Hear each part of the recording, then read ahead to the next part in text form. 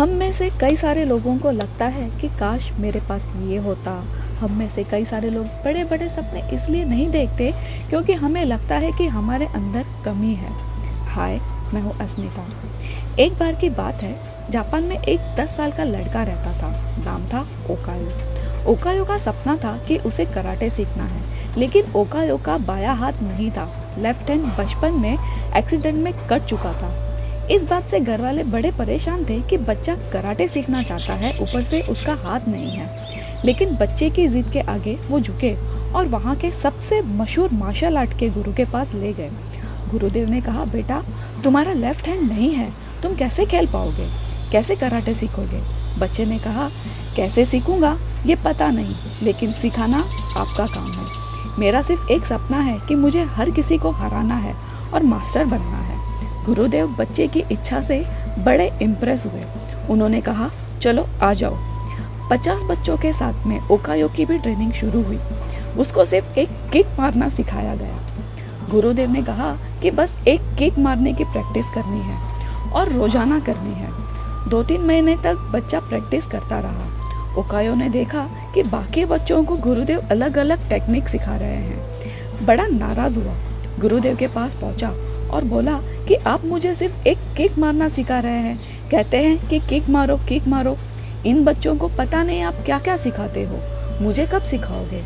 गुरु ने कहा कि चुपचाप मेरी बात माननी है तो मानो, वरना चले जाओ।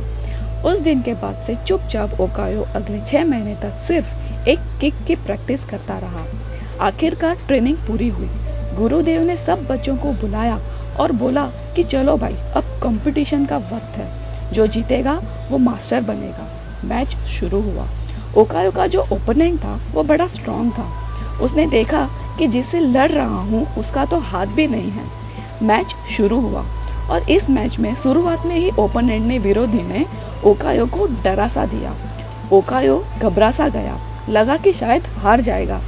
मैच रेफरी ने कहा कि यहाँ पर ही ओपोनेंट को जीता घोषित करते हैं। गुरु ने कहा, नहीं, मैच पूरा होने दो। बस इसी सब के बीच में वो जो ओपोनेंट था वो ओवर कॉन्फिडेंस में आ गया और बस इसी मौके का इंतजार ओकायो कर रहा था। जैसे ही वो विरोधी ओवर कॉन्फिडेंट हुआ, ओकायो ने वो किक मारी जो वो सीखता आ रहा था और मैच और मास्टर की उपाधि एक तरह से ओकायो जीत गया। उसके बाद ओकायो ने पूछा, मैं मास्टर बन गया हूँ सिर्फ एक किक से, ये कैसे हुआ? गुरु ने कहा, 2 वजह से तुम जीते हो। पहला वो जो किक है, जो सबसे टफ किक है, उसमें तुम्हारी मास्टरी है। दूसरा, वो किक का जो तोड़ है वो ये है कि ओपोनेंट का बायां हाथ पकड़ के जमीन पर गिराना है, और वो बायां हाथ लेफ्ट हैंड तो तुम्हारा है ही नहीं। तुम्हारी जो कमजोरी थी वही तुम्हारी सबसे बड़ी ताकत बनी है। आपकी, हमारी जिंदगी में यही हो रहा है। हम कमी को इतना हावी कर लेते हैं कि जिंदगी में कुछ कर ही नहीं पाते हैं। ओकायो चाहता तो जिंदगी में कुछ नहीं कर पाता, बस यही सोचता रह जाता कि बायां हाथ नहीं था। लेकिन उसके सपने इतने बड़े थे कि उसे गुरु भी ऐसे मिले जिन्होंने उसे मास्टर बना दिया।